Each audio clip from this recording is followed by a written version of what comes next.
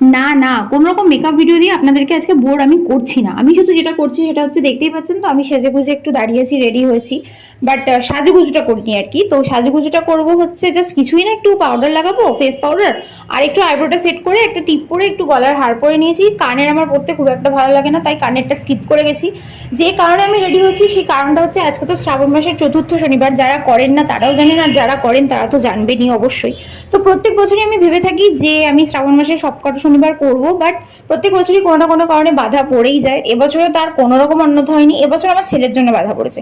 আজকে সকালে ঘুম থেকে উঠে ভাবলাম যে সকালবেলা নির্জলে উপোস থাকবো, সকালে শুধু লিকার চা খেয়েছিলাম আর কিচ্ছু খাইনি, কিন্তু আমার ছেলের জন্য সেটা হলো না।